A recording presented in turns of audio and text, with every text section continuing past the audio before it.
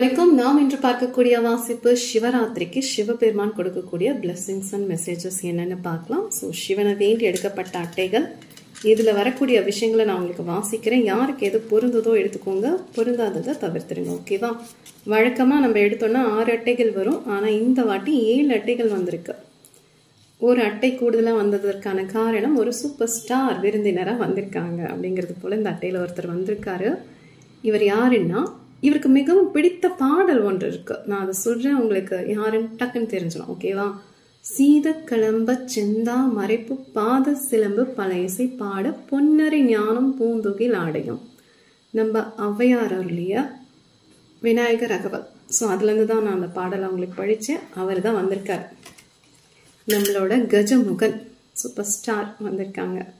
சிவராத்திரிக்கு இப்போவே மனுஷன் கொண்டாட்டத்தை ஆரம்பிச்சிட்டாங்க. பாருங்க, தட்டில் ஸ்வீட்டு, இந்த கையில் பூ, அப்படியே ஒரு ராஜ நடை போட்டு இந்த சுபராத்திரியா கொண்டாட தயாராகிட்டாங்க இல்லையா? இவருக்கு பின்னாடி பாருங்க ஒரு பிரகாசமான சூரிய ஒளி தெரியுது இல்லையா? ஸோ உங்கள் வாழ்க்கையில் ஏதாவது இருண்ட காலம் அப்படின்னு ஏதாவது இருந்ததுன்னா அதுலேருந்தெல்லாம் நீங்கள் மீண்டும் வெளிச்சத்துக்கு வந்துடுவீங்க அப்படிங்கிறது போல தான் இந்த காடை படிக்கும் போது ரெஸ்னேட் ஆகுது. ஸோ ஏதாவது முயற்சி பண்ணிகிட்ருக்கீங்க, தொழில் சார்ந்த வேலை தேட முயற்சியெலாம் இருக்கலாம், இல்லை உறவு சார்ந்து இருக்கலாம். அப்படின்னா கவலைப்படாதீங்க. கண்டிப்பாக இது உங்களுக்கு ஒரு ஒளி பொருந்திய ஆண்டாக இருக்கக்கூடிய வாய்ப்புகள் அதிகம். இல்லை என் வாழ்க்கையில் நிறையா தடைகள் இருக்குது அப்படின்னீங்கன்னா கண்டிப்பாக விநாயகர் அகவல் படிக்க முடிஞ்சா படிங்க, கேட்க முடிஞ்சா கேளுங்க. இல்லை அது ரொம்ப பெருசாக இருக்குது, எனக்கு கஷ்டம் அப்படின்னா ஓம் கம் கணபதியே சொல்லுங்க. எஸ் சொல்லுங்க, கண்டிப்பாக கிடைக்கும். இல்லை டெய்லியுமே விநாயகருக்கு அருகம்புல்ல சாத்துங்க, தேய்பிறை வளர்பிறையில் கும்பிடுங்க. கண்டிப்பாக ஒரு தீர்வுங்கிறது வரும். எந்த ஒரு விஷயமே தொடர்ச்சியாக பண்ணும்போது தான் அதற்கான பலன்கள் நம்ம பார்க்கலாம். ஓகேவா? அடுத்தது மெடிடேஷன், தியானம் பண்ணுங்க. இந்த சிவராத்திரியில இருந்தாவது நீங்க தியானம் பண்ண தொடங்குங்க அப்படிங்கிறது சிவன் கொடுக்குற மெசேஜ். ஓகேவா?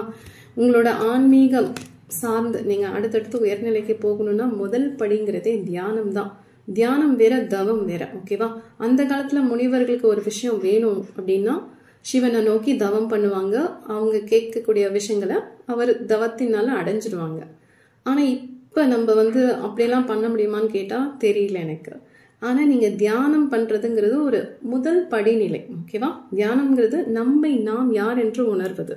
நம்ம முதல்ல நம்ம யாரு நமக்கே தெரிஞ்சாதானே நமக்கு என்ன வேணும் என்ன வேணாம் அப்படிங்கிறது ஒரு புரிதல் இருக்கும். அதே போல நம்மளோட மனசுல இருக்கக்கூடிய பயங்களா இருக்கட்டும், பதட்டமா இருக்கட்டும், ஏதோ ஒண்ணு, ஒரு பலவீனமா இருக்கிற மனசு என்ன பண்ணும்? எப்பவுமே கவலைப்பட்டுட்டே இருக்கும். ஒரு பிரச்சனைனா அந்த பிரச்சனைக்கான தீர்வை போய் பார்க்காம கவலையை நோக்கியே பயணிச்சுக்கிட்டே இருக்கும். அதுவே பழகிடும். கவலைங்கிறது அது ஒரு கம்ஃபர்ட் ஜோன் மாதிரி, அதை விட்டு வெளியே வராது.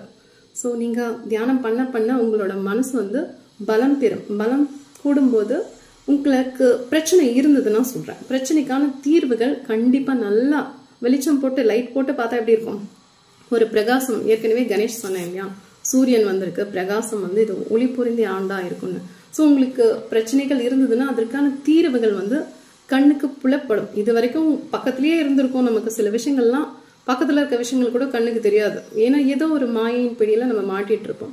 ஆனா இப்ப நிறைய விஷயங்கள் நம்ம விழிப்பு நிலையில இருக்கும்போது கண்டிப்பா தெரியும். ஸோ தீர்வுங்கிறது உங்களால கண்டுபிடிக்க முடியும். எந்த ஒரு பிரச்சனை, உறவு சார்ந்து இருக்கலாம், கடன் சார்ந்து இருக்கலாம், தொழில் சார்ந்து இருக்கலாம், வேலை தேடக்கூடிய நபர்களா இருக்கலாம், ஆரோக்கியம் சார்ந்து இருக்கலாம், எல்லாத்துக்குமே தீர்வு எங்க இருக்குன்னா நம்ம கிட்டதான் இருக்கு.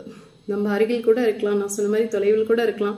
முதல்ல நம்ம யாருன்னு புரிஞ்சுக்க தான் நம்ம சுத்தி இருக்கக்கூடிய விஷயங்களை நம்மளால புரிஞ்சிக்க முடியும். ஸோ முடிஞ்ச அளவுக்கு தியானம் பண்ணுங்க. சிவராத்திரிலேருந்தே தொடங்குங்க. அட்லீஸ்ட் ஒரு அரை மணி நேரமாவது பண்ணுங்க அப்படிங்கிறது போல இருக்கு. அதே நேரம் உங்க மனசுக்குள்ள இந்த ஈசனை கொண்டு குடி வச்சுக்கணும்னா பண்ணலாம். ஓகே? எஸ், இந்த ஈசனை உங்க இதய சிறையில வச்சுட்டு ஒரு பூஜை பண்றதா தான் தாராளமா பண்ணலாம். ஆனா உங்களோட இதயம்ங்கிறது கோபம் வருத்தம் அப்படிங்கிறது இல்லாம இருக்கணும். எரிச்சல் தரக்கூடிய விஷயங்கள்லாம் உங்க மனசுக்குள்ள போட்டு இந்த குப்பை கிடங்கு போல வச்சிருந்தீங்கன்னா அதெல்லாம் தூக்கி போட்டுட்டு நல்லா அழகா தொடச்சி கிளீன் பண்ணி இந்த உங்களோட ஆன்மா இருக்குல்ல, ஆன்மா ஜோதின்னு சொல்லுவாங்க இல்லையா, அந்த ஜோதியில இந்த சிவனோட ஜோதி வடிவமானவர் தானே இவர், அவரை கொண்டு போய் நீங்க குடி வைங்க. கண்டிப்பா கணேஷோட காட்டுல நம்ம பார்த்த மாதிரி அந்த மனதில் இருக்கக்கூடிய இருளும் விலகும், வாழ்க்கையில் இருக்கக்கூடிய இருளும் விலகும், நிறைய விஷயங்கள் உங்களுக்கு தெரிய ஆரம்பிக்கும். ஆன்மீகம் சார்ந்தும் தெரிய ஆரம்பிக்கும், உலகம் சார்ந்தும் தெரிய ஆரம்பிக்கும். நீங்க தேடிட்டு இருக்க விஷயத்த புரிஞ்சுக்க முடியும். எல்லாமே சுலபமா இருக்கும். சில விஷயங்கள் நம்மளுக்கு ரொம்ப சிரமத்தை கொடுத்துருக்கோம். ஆனா இப்ப நம்மளால அதை ஈஸியா கத்துக்க முடியும். சரியா? தியானம் முடிஞ்ச பிறகு என்ன சொல்லியிருக்காரு? ஜெபம். ருத்ர மந்திரம் சொல்லக்கூடிய நபர்களா இருந்தீங்கன்னா ருத்ர மந்திரம் படிங்க. சிவராத்திரி அப்போ நாம ஜெபம் பண்ணுங்க. எஸ், கண்டிப்பா பண்ணுங்க. அதுவும் உங்களுக்கு பலன் கொடுக்கும். ருத்ராட்ச மாலை வச்சுட்டு நீங்க ஜெபம் பண்ணலாம். உங்களோட விருப்பம். உங்களுக்கு எவ்வளவு பண்ண முடியுதோ அவ்வளவு பண்ணுங்க.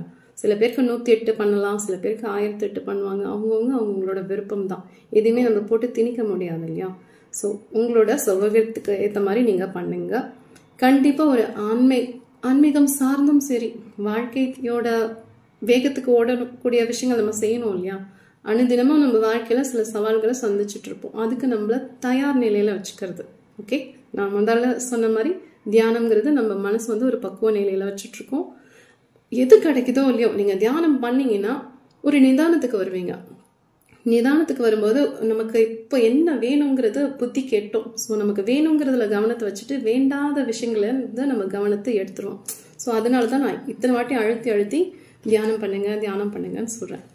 அதே போல இன்னொரு அட்டை பஸ்மாசுரன், அதிகாரத்தை துஷ்பிரயோகம் செய்வது. சரியா? ஸோ சப்போஸ் உங்களுக்கு ஏதாவது ஒரு பவர் இருக்கு அப்படின்னா அதை மிஸ்யூஸ் பண்ணாதீங்க. கடவுள் அருளால ஏதாவது ஒரு விஷயம் உங்களுக்கு கிடைக்க பெற்றிருக்கலாம். அதை வச்சு மற்றவங்களை கஷ்டப்படுத்தக்கூடாது. அதை வச்சு நீங்க முடிஞ்ச அளவுக்கு மற்றவங்களுக்கு நன்மை செய்ய முடிஞ்சா செய்யுங்க அப்படிங்கிறது சிவனோட கார்டுல வந்திருக்கு. ஸோ யாரோ ஒருத்தருக்கு இதை சொல்றாங்க. ஓகேவா? ஸோ உங்களுக்கு ஒரு விஷயம் கிடைச்சிருக்குன்னா அது மற்றவங்களை கஷ்டப்படுத்துறதுக்காக கிடைக்கல. ஸோ மற்றவங்களுக்கு அது பயனுள்ளதா மாற்ற முடிஞ்சா மாத்துங்க அப்படிங்கிறாங்க. உங்களுக்கே தெரியும்ல, பஸ்மாசுரன் கதை தெரிஞ்சிருக்கும். நான் முன்னாடி ஒரு வாசிப்புல அதை சொல்லியிருக்கேன். ஸோ சிவன் கிட்ட அவர் தவம் பெறுவாரு. தவம் பெற்று தவம் செஞ்சு அந்த வரத்தை வாங்குவாரு. நான் தலையில கை வச்சா பஸ்மமா போயிடணும், யார் தலையில நான் கை வைக்கிறேனோ அவங்க பஸ்மமா போயிடணும் அப்படின்னு வரம் வாங்குவாரு.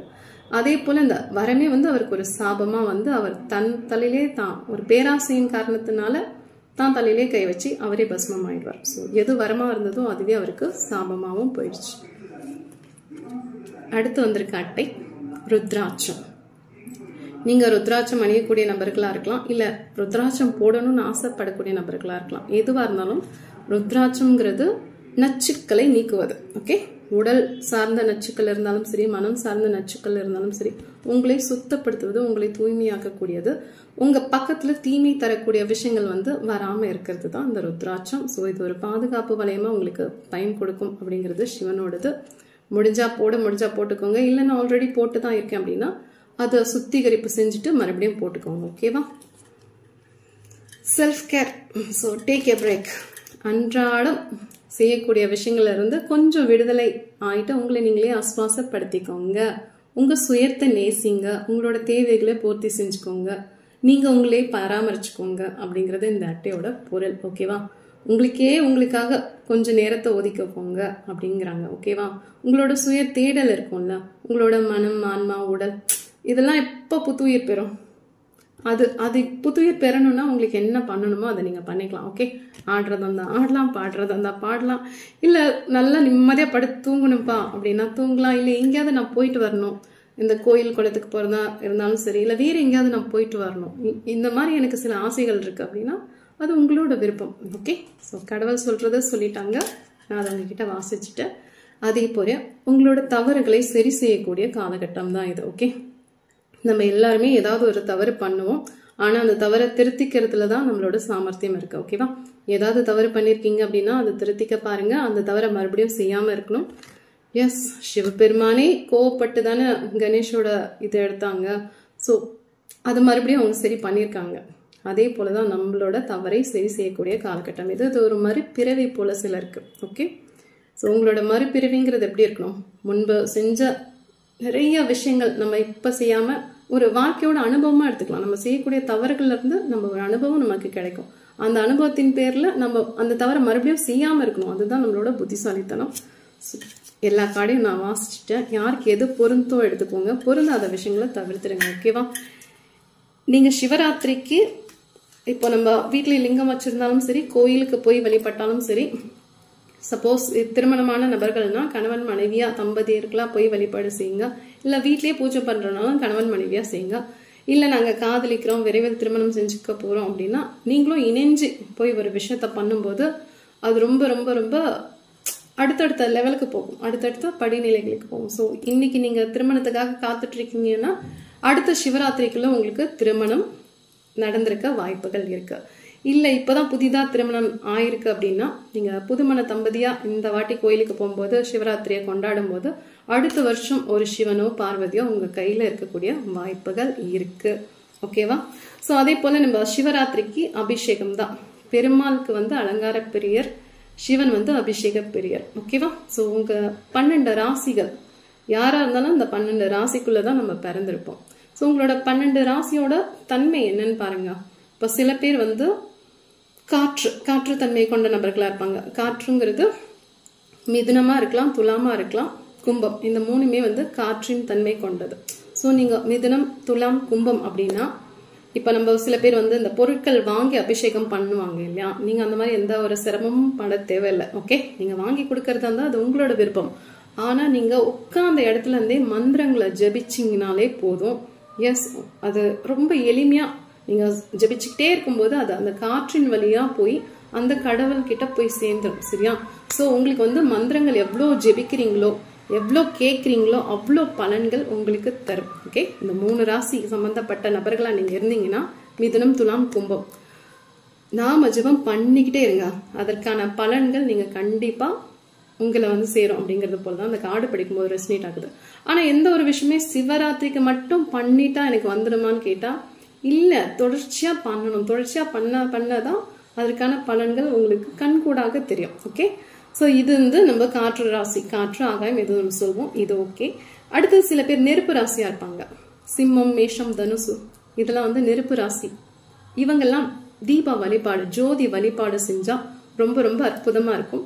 இந்த ஜோதி வழிபாடுன்னா தெரியும், நம்ம கோயில்களுக்கு விளக்குக்கு எண்ணெய் வாங்கி கொடுக்கலாம், நெய் வாங்கி கொடுக்கலாம். இது போல நெருப்புத்தன்மை கொண்டவர்கள் இல்லையா. சோ இந்த நெருப்பு ஆற்றல்ங்கிறது ஆக்கவும் முடியும், அழிக்கவும் முடியும். இவங்களோட ஆற்றலை அவங்களுக்கு நன்மை தரக்கூடிய விஷயங்கள்ல செலுத்தினாங்கன்னா அது ரொம்ப சூப்பரா போகும். சில நேரங்கள்ல இவங்களோட கோபமே இவங்களுக்கு வில்லனா இருக்கும். ஸோ கோபத்தை குறைச்சிட்டாங்கன்னா இந்த ராசி நான் சொன்னேன் இல்லையா, மேஷமா இருக்கட்டும், சிம்மமா இருக்கட்டும், தனுசா இருக்கட்டும், எல்லாமே சூப்பர் ஸ்டார் தான். சரியா? ஸோ அந்த கோவத்தை நீங்க எப்படி மேனேஜ் பண்றதுன்னு கத்துக்கோங்க. நான் குறைக்க கூட சொல்லல, எங்க கோவப்படணும் எங்க கோவப்படக்கூடாதுன்னு தெரிஞ்சுக்கிட்டா போதும். ஸோ விளக்கு வழிபாடு அது உங்க வீட்லயும் செய்யலாம், நீங்க கோயிலுக்கு போயும் செய்யலாம். ஸோ சூப்பரா இருக்கும். யாகங்கள் பண்றது அதுவும் சூப்பரா இருக்கும்.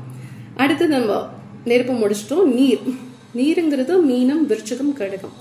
இது போன்ற ராசியில நீங்க பிறந்திருக்கீங்க அப்படின்னா சிவனுக்கு பழச்சாறு, கரும்பு சாறு, சோ இது போல நீர் வகைகளை சார்ந்தது, தூய்மையான நீரா இருக்கலாம், இல்ல பன்னீரா இருக்கலாம், இல்ல பாலா இருக்கலாம், இது போன்ற நீங்க அபிஷேகம் பண்ணீங்கன்னா உங்களுக்கான பலன்கள் நல்ல முறையில உங்களுக்கு சேரும். ஓகேவா? சோ நீங்க நீர் ராசி தன்மையுடைய நபர்களா இருந்தா கரும்பு சாறு, தேனை, எந்த ஒரு பழத்தையுமே எடுத்து சாரா நீங்க பிழிஞ்சி அபிஷேகம் பண்ணீங்கன்னா ரொம்ப ரொம்ப ரொம்ப சூப்பரா இருக்கும்.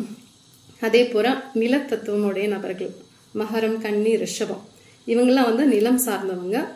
மஞ்சள் கணபதி, முதலே கணேஷ் வந்திருந்தார் இல்லையா, ஸோ மஞ்சள்ல பிள்ளையார் பிடிச்சி வழிபாடு செய்யலாம். அந்த காலத்துல எல்லாம் சாணத்துல கூட பிடிச்சு செய்வாங்க. ஸோ மண் விநாயகர் செஞ்சு வழிபாடு செய்யறது. ஸோ மண் சம்பந்தப்பட்டது நீங்க செய்யலாம். அதே போல வில்வம், பூக்கள், இல்லைன்னா விபூதி, சந்தனம், இது போன்ற விஷயங்களை வச்சுட்டு நீங்க அர்ச்சனை பண்றதா இருந்தாலும் சரி, அபிஷேகம் பண்றதா இருந்தாலும் சரி, கண்டிப்பா உங்களுக்கு பலன்களை இது அதிகப்படுத்தும். அப்படிங்கிறது போல இங்க ரெசனேட் ஆகுது. ஸோ நான் உங்களுக்கு சொல்ல வேண்டியதை சொல்லிட்டேன். யாருக்கு எது பொருந்ததோ கண்டிப்பா செய்யுங்க. கண்டிப்பா வில்வம் வச்சு அபிஷேகம் இந்த டைம்ல பண்ணுங்க, தேனால பண்ணுங்க, கண்குளிர சிவபெருமான பாருங்க. இந்த சிவராத்திரிங்கிறது அந்த ஈசனோட நீங்க ஒன்றிணையணும். எனக்குள்ள சிவன் இருக்கார், சிவன் தான் நான் தான் சிவன் அப்படின்னு உணரக்கூடிய தருணம் தான் இந்த சிவராத்திரி. இது வேற ஒரு விஷயமே கிடையாது, ரொம்ப எளிமையானது. அந்த சிவனை நம்ம உணர்ந்துட்டா போதும், அந்த விழிப்பு நிலையை நம்ம அடைஞ்சிட்டா போதும்.